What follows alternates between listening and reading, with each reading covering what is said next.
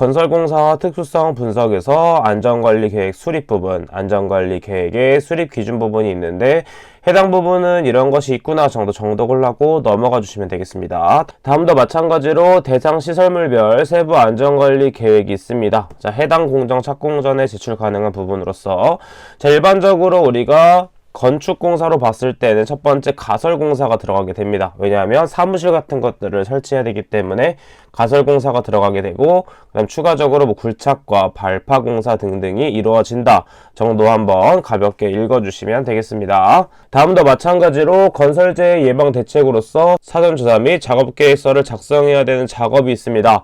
해당 부분도 마찬가지로 이런 것이 있구나 정도 체크하고 정리를 해주시면 되겠습니다. 자, 그 다음은 사전조사 및 작업계획서 내용을 어떤 식으로 추가해야 되는지 해당 표 중에서 중요한 부분들을 좀 체크해 보도록 하겠습니다. 자, 먼저 세 번째, 차량계 건설기계를 사용하는 작업을 사용할 때는 어떤 것을 추가해 줘야 되냐면, 먼저 사용하는 차량계 건설기계의 종류 및 성능에 대해서 포함시켜 줘야 되겠고, 그 다음에 차량계 건설기계를 건축을 했을 때 어떤 식의 운행 경로를 사용해서 겹치지 않을지에 대해서 정리해 줘야 되겠습니다. 그 다음 마지막으로 차량계 건설기계에 의한 작업 방법을 적어줘야 되겠죠.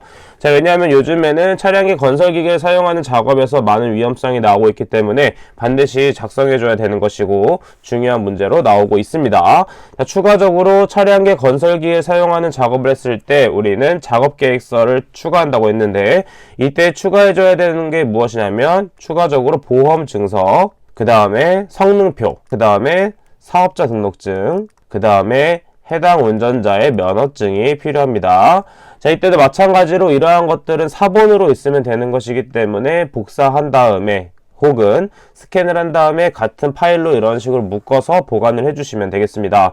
추가적으로 현장에 따라서 필요한 서류들이 더 있기 때문에 그 현장에 맞춰서 이렇게 서류들을 추가해주면 되겠죠. 자, 다음은 굴착 작업에 대해서 보도록 하겠습니다. 자, 굴착 작업에 대해서는 사전조사 내용이 중요하기 때문에 해당 부분을 외워주도록 합니다. 자, 굴착 작업 시에는 뭐가 중요하다? 형상, 지질 및 지층의 상태, 그 다음에 균열, 함수, 용수 및 동결의 유무 또는 상태가 중요하고, 그 다음에 세 번째로는 매설물 등의 유무 또는 상태, 마지막으로 집안의 지하수위 상태에 대해서는 반드시 정리해주면 되겠습니다. 그 다음에 터널 굴착 방법에서의 작업 계획서 내용으로는 굴착의 방법, 그 다음에 터널 지보공 및 복공의 시공 방법과 용수의 처리 방법이 있으며, 마지막으로는 환기 또는 조명시설을 설치할 때 그 방법도 추가해주면 되겠습니다. 자, 다음에서 중요한 것은 채석 작업과 그 다음에 건물 등의 해체 작업이 있습니다. 저 채석 작업은 그대로 한번 정독을 해주면 되겠고, 마찬가지로 건물 등의 해체 작업, 해체 작업 시는 해체를 할 때 어떤 식으로 해체를 할지 생각해 본다면 충분히 적어낼 수가 있습니다. 먼저 해체의 방법 및 해체의 순서 도면을 알고 있어야 되겠고, 그 다음에 뭐 가설 설비, 방어 설비, 환기 설비 및 살수 방화 설비 등의 방법, 그 다음에 사고가 발생했을 때 사업장 내 연락 방법과 해체물을 어떤 식으로 처분할지, 그 다음에 해체 작업용 기계 기구 등을 어떤 식으로 작업 계획서를 만들지, 그 다음에 해체를 하기 위해서는 폭발물 등을 사용해야 되기 때문에 화약류 등의 사용 계획서를 추가해 줘야 된다 라는 식으로 연관지어서 외워주시면 되겠습니다. 자, 다음 설계도서 검토 부분은 가볍게 정독을 해주시면 됩니다. 자, 그래서 이 부분도 넘어가도록 하고, 그 다음에 어디 부분을 보게 되냐면 안전관리 조직에서 아래쪽에 안전총괄 책임자의 직무가 있습니다. 자, 안전총괄 책임자가 있다면 그때 누가 보좌를 한다? 이때 보좌하는 사람은 당연히 안전관리자가 됩니다. 자, 그래서 일반적으로 협의체 운영을 잘 해줘야 되고, 그 다음에 안전관리에 필요한 시설 및 장비 등의 지원을 해줘야 되겠죠. 자, 그래서 안전관리자가 어떠한 안전관리 필요한 시설 및 장비가 필요하다라고 안전총괄 책임자분께 전달을 해드리면 책임자분께서 검토를 한 후에 필요한 시설 및 장비 등을 지원해준다라고 생각을 해주면 되겠습니다. 자, 안전관리자가 독단적으로 주문을 하기보다는 총괄 책임자와 회의를 통해서 필요한 수량만큼만 주문해주는 게 중요한 포인트가 되겠죠. 자, 두 번째 챕터에서의 건설공사의 위험성. 자, 아래쪽 보게 되면 먼저 유해 위험 요인 선정에서 토공 계획이 있습니다. 자, 이때 토공사를 해줘야 되는데, 토공사는 무엇이냐면 건축공사에서 대지 조성을 위한 토지 및 집안 조사를 하는 것입니다. 자, 기후의 영향을 많이 받기 때문에 변수가 많은 상태이기 때문에 여러 가지 조사가 필요하게 되고, 그 다음에 사전 조사 후에는 대지를 정리하고 기초 파기, 흙막이 공사 등등이 필요한 것이 토공사가 되겠습니다. 자, 그래서 토공사의 순서를 보게 되면 먼저 지반을 조사하고, 그 다음에 흙을 막아줄 수 있는 흙막이 공사, 그 다음에 터파기, 건축공사, 그 다음에 다짐이 되겠죠. 자, 그래서 보게 되면 터파기는 무엇이냐면 터와 파기를 구분해주면 되겠습니다. 자, 터와 파기를 구분해준다면 먼저 터란 무엇이냐면 그라운드라고 볼 수 있어요. 그라운드가 뭐였죠? 땅입니다. 즉 땅 파기를 터파기라 부른다 라고 볼 수가 있겠죠.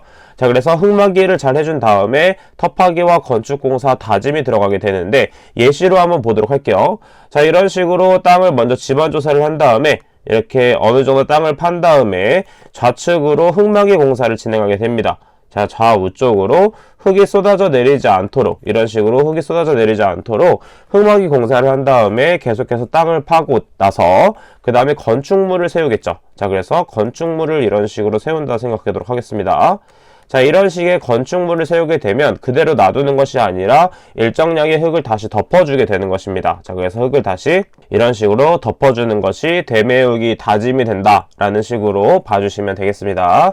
자, 지반조사의 절차 이런 것들은 가볍게 정독을 해주면 되겠고, 마찬가지로 지반조사 방법으로는 지하탐사법 같은 것들이 있다 정도 체크해주면 되겠습니다.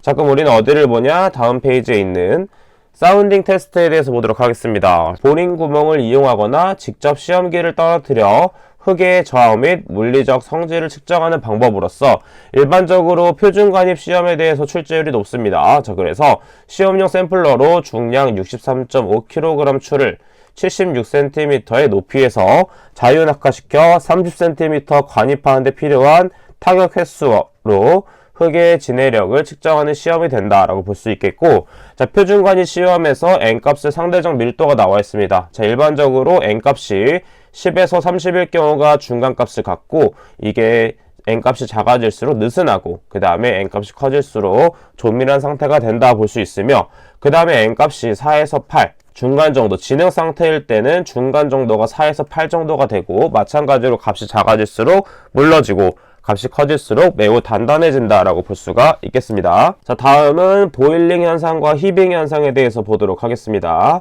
자, 먼저 보일링 현상이란 무엇이냐면 지반 조건이 지하 수위가 높고 투수성이 좋은 사질 지반에서 발생하는 현상이 보일링 현상이다라고 볼 수가 있습니다. 자, 지금 보게 되면 보일링 현상은 언제 발생이 되는 거다? 지금 지하 수위가 이렇게 높을 경우에 이렇게 안쪽으로 들어오게 돼서 물과 함께 끌어올려진 모래가 이렇게 발생할 수 있어서 땅이 들썩들썩 올라오게 되는 현상이 되는 게 끌어오른다 라고 하는 것이 보일링 현상이 되겠습니다. 자, 그래서 원인 및 현상에서 흙막이 벽체의 근입장이 부족한 이런 특징이 있겠고, 그 다음에 굴착면과 배면토의 수두차에 의한 침투압이 발생, 그 다음에 저면이 액상화되는 현상이 있으며, 이에 대책으로는 지하 수위를 저하시키고 차수성이 높은 흙막이를 설치해주는 방법이 있겠습니다. 자, 다음은 히빙 현상에 대해서 보도록 하겠습니다. 자, 히빙 현상의 지반 조건은 무엇이다? 연약성 점토 지반이라고 볼 수가 있습니다. 자, 일반적으로 흙막이 벽체의 근입장이 부족하거나 흙막이 내외부 중량차가 발생했을 때 발생하는 현상. 자, 어떻게 되냐면 마찬가지로 이때는 지하 수위가 아니라 흙막이 내외부에 중량차가 발생해서 누르는 게 더 커지게 되겠죠. 누르는 힘이 더 커지게 되면 이 우측에 있는 불착면이 부풀어 올라서 솟게 됩니다. 자, 이러한 현상이 히빙 현상이 된다라는 걸 볼 수 있겠습니다. 자, 그래서 대책으로는 일반적으로 흙막이 벽 근입장을 경지지반까지 연장하는 방법이 있겠고, 하부 지반의 전단 강도를 강화하는 대책이 있다 정도 체크해 주시면 되겠습니다. 마찬가지로 보일링 현상과 히빙 현상은 실기시험에도 출제 가능성이 있기 때문에 반드시 정리해서 외워주면 되겠고, 어떤 거를 중점으로 외워준다? 지반 조건을 중점으로 외워주면 되겠습니다. 그래서 우측에 있는 핵심 키를 보게 되면 보일링 현상일 경우에는 사질 지반의 수두차, 히빙 현상일 경우에는 점토 지반의 중량차가 된다 체크해 주도록 할게요. 자, 시험 문제는 어떤 식으로 출제되는지 보도록 하면 보일링 현상에 관한 설명으로 옳지 않은 것을 찾는 문제가 되겠습니다. 자, 이 현상이 발생되면 흙막이 벽의 지지력이 상실되고, 그 다음에 지하 수위가 높은 집안을 굴착할 때 주로 발생하는 방법이 되는 것이 맞았죠. 자, 그 다음 세 번째, 흙막이 벽의 근입장 깊이가 부족할 경우 발생하게 됐었고, 연약한 점토 집안은 무슨 현상이다? 히빙 현상이 되겠습니다. 따라서 정답은 4번이 된다 체크해 볼 수가 있게 되겠죠. 자, 기타의 집안 이상 현상에 대해서는 가볍게 읽어주면 되겠고, 다음 보도록 하면 집안의 안전 대책으로는 사질토 계량 공법과 점성토 계량 공법이 있습니다. 자, 이것도 마찬가지로 이러한 것이 있구나 정도 정독을 해주고 넘어가 주도록 할게요. 자, 다음은 유해 위험 방지 계획서, 유해 위험 방지 계획서를 제출해야 될 건설 공사 부분은 정말 중요합니다. 왜냐하면 실기 시험에서도 출제율이 있기 때문에 반드시 외워주도록 할게요. 자, 이것은 어떤 식으로 외워주냐, 암기 팁 한번 적어보도록 하겠습니다. 자, 10월 31일 날 건축된 50개의 학교에는 2천만 톤을 저수할 수 있는 능력이 된다. 이런 식으로 외워주도록 하겠습니다. 자, 그래서 첫 번째 10월은 무엇이냐면 깊이 10m인 굴착공사가 되겠습니다. 그 다음에 30일과 건축을 묶어서 한번 보시면 되는데 30일과 건축을 묶으면 지상 높이가 31m 이상인 건축물, 그 다음에 50과 학교를 묶어주면 최대 지간 거리가 50m인 다리들의 건설 공사가 되겠습니다. 자, 다리가 보통 교를 쓰게 되죠. 이게 다리로 생각해 주면 됩니다. 그 다음에 2천만 톤 저수는 무엇이다? 저수 용량 2천만 톤 이상의 용수 전용댐이 있다. 자, 추가적으로 터널 건설도 있겠고, 그 다음에 연면적 5,000m 제곱 이상의 냉동, 냉장 창고 시설의 설비 공사도 있겠습니다. 자, 지금 보게 되면 이 지간 길이에 대해서 질문해 주시는 분이 많은데, 자, 지간이란 무엇이냐면 다리를 건설할 때 한 번에 길게 하는 것이 아니라 이렇게 기둥을 세워 놓고 위쪽에 어떤 구조물을 놓아서 다리를 만들게 됩니다. 자, 그러면 이때 다리를 만들 때 중심 부분, 이렇게 다리에 기둥의 중심 부분을 연결한 게 바로 지간 길이가 됩니다. 참고로 알고 계시면 돼요. 이 지간 길이를 설명하라는 문제가 나오진 않지만 무엇인지는 한번 알고 넘어가 주면 좋습니다. 자, 그럼 기출문제를 한번 같이 풀어보도록 할게요. 자, 건설공사 대상 사업장 기준으로 옳지 않은 것은 무엇인가? 자, 1번 최대 지간 길이가 40m 이상인 교량 건설 등의 공사라고 했습니다. 자, 이때는 50개의 학교이기 때문에 40이 아니라 50m가 되어야 되겠죠. 따라서 정답은 1번. 그 다음에 지상 높이 31일 건축이기 때문에 맞고, 그 다음에 터널 건설도 있었고, 그 다음에 10월, 그래서 깊이 10m 이상인 굴착 공사가 있었습니다. 따라서 정답은 1번이 된다 체크해주면 되겠죠. 그 다음 아래쪽에 있는 유해 위험 방지 계획서 제출기한 및 첨부 서류도 정말 중요합니다. 자, 그래서 필기와 실기 모두 중요하기 때문에 모두 외워주면 되는데, 먼저 유해 위험 방지 계획서를 제출 공사 착공 전일까지 공단에 2부를 제출해야 된다. 자, 이것은 어떤 것과 비교해주면 되냐면, 지금 6과목은 건축에 관련된 내용이기 때문에 제조업과 구분을 해주면 되겠습니다. 만약에 제조업일 경우에 유해 위험 방지 계획서의 제출 기준은 작업 시작 전 15일 전까지 제출을 해줘야 됩니다. 자, 이것과 비교해서 출제될 수 있기 때문에 반드시 비교해서 암기를 해줘야 되겠고, 그 다음에 건축에서의 첨부 서류는 크게 보았을 때는 공사 개요 및 안전보건관리 계획과 작업공사 종류별 유해 위험 방지 계획이 있습니다. 자, 그래서 보게 되면 추가적으로 공사 개요 및 안전보건 관리 계획에 대한 세부 내용도 외워줘야 되기 때문에 무엇이 있는지 체크해 보도록 하면, 첫 번째는 공사 개요서, 그 다음에 도면도 중요하겠고, 그 다음에 전체 공정표, 그 다음에 산업안전보건관리비를 어떤 식으로 사용할지의 계획서, 그 다음에 안전관리 조직표, 그 다음에 재해가 발생했을 시 연락 및 대피 방법에 대해서는 반드시 첨부를 해주면 되겠습니다. 자, 그래서 핵심 키워드 부분만 정리해주면 돼요. 개요서, 도면, 공정표, 그 다음에 보건관리비, 조직표, 대피 방법에 대해서는 반드시 적어주도록 하겠습니다.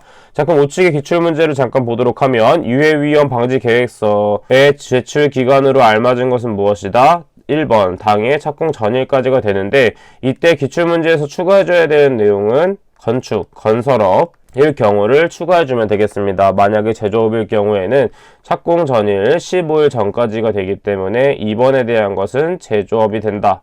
따로 정리해 주시면 됩니다. 자, 그 다음에 건설공사 위험성 추정 및 결정이 있습니다. 자, 요즘에 법령이 바뀌면서 위험성의 평가에 대한 것이 정말 중요해졌습니다. 자, 위험성 평가란 무엇이냐면 주도는 사업주가 하며 참여하는 사람들은 안전보건 관계자, 관리 감독자, 근로자, 그 다음에 협력업체까지 참여를 해줘야 되겠습니다. 자, 요즘에는 이 위험성 평가를 아주 중요하게 생각하고 있기 때문에 위험성 평가에 대한 교육도 따로 진행되고 있습니다.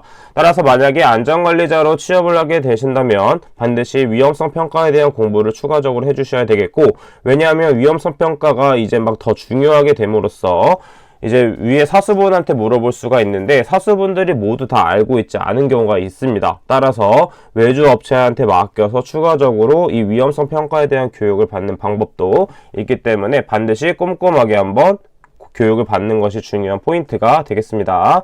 자, 그래서 지금은 이 위험성 평가에 대한 내용보다는 이 위험성 평가의 중요성만 알고 있고 넘어가 주시면 되겠습니다. 자, 다음 건설업 산업안전보건관리비 관리에 대해서 보도록 하겠습니다. 자, 지금 보게 되면 건설업 산업안전보건관리비 계산 및 사용에서 공사의 종류를 보도록 하면, 자, 일반 건설공사 갑과 을이 있고, 그 다음에 중건설공사, 그 다음에 철도 또는 궤도 등을 신설하는 공사, 그 다음에 특수 및 기타 건설공사 등이 있다 정도만 체크해주면 되겠고, 어떤 부분을 체크해주냐면 아래쪽에 산업안전보건관리비 계산 방법에 대해서는 알고 있어야 됩니다. 왜냐하면 필기와 실기에서 계산하는 방법에 대해서 출제됐었기 때문에 반드시 체크해주도록 할게요. 자, 일반적으로 안전관리비 대상액은 직접 재료비, 간접 재료비, 직접 노무비를 더한 값이 되겠고, 그 다음에 대상액이 5억에서 50억 사이일 경우에 안전관리비는 대상액 곱하기 계산기준표의 비율이 되겠고, 대상액이 5억 원 이상 50억 원 미만일 경우에는 이때 추가로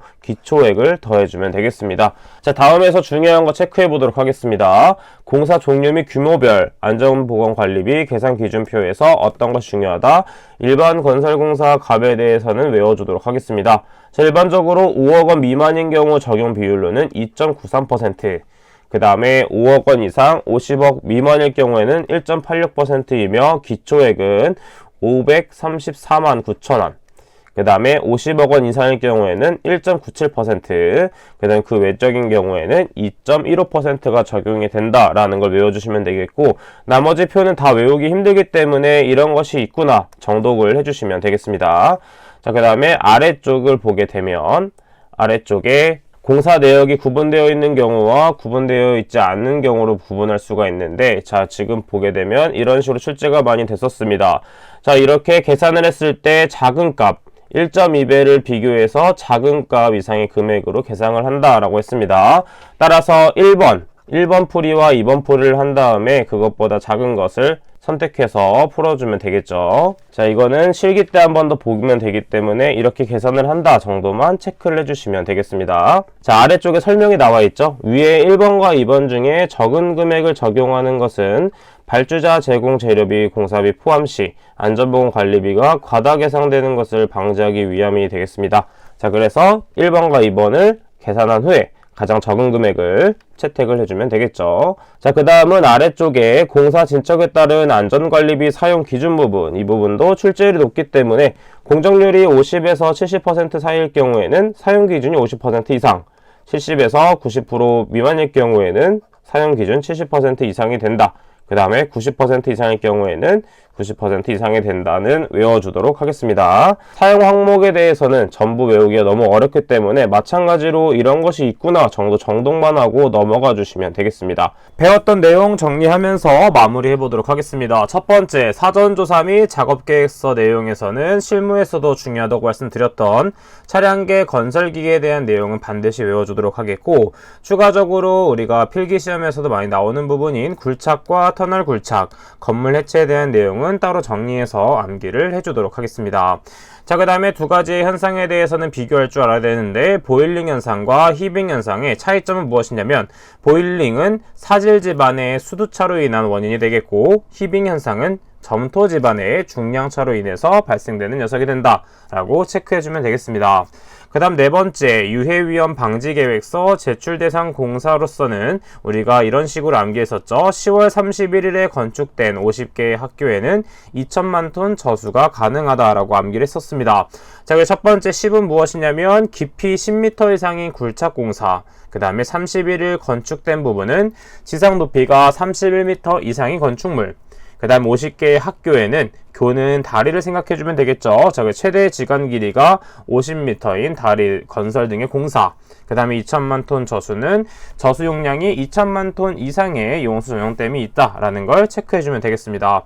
자, 그 다음에 유해위험 방지 계획서 제출 대상 공사에서 크게 두 가지로 구분을 할 수가 있는데, 첫 번째는 건설, 두 번째는 제조업을 볼 수가 있습니다. 자, 제조업일 경우에는 무엇이 있었냐면 작업 시작 전 15일 전까지 제출해줘야 됐었고, 그 다음에 건설업일 경우에는 착공 전날까지 이 방지 계획서를 제출해줘야 되겠습니다. 그 다음에 마지막으로 유해위험 방지계획서의 첨부 서류에 대한 무엇이 있냐면, 첫 번째는 공사개요 및 안전보건관리계획, 두 번째로는 작업공사 종류별 유해위험 방지계획이 있다라는 걸 체크하고 암기를 해주면 되겠습니다. 자, 그럼 이번 시간은 여기까지 하도록 하겠습니다. 저는 그럼 다음 시간에 찾아뵙도록 할게요. 감사합니다.